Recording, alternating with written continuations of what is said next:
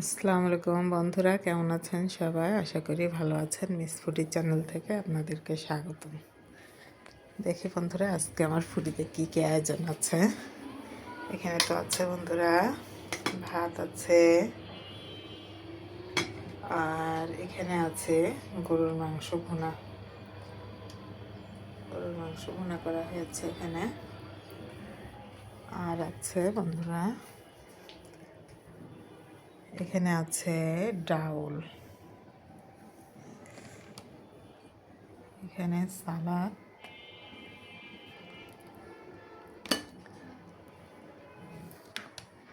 এখানে আছে বন্ধুরা শুটকি ভুনা, টটকা শুটকি ভুনা। এখানে আছে সবুজ শাক,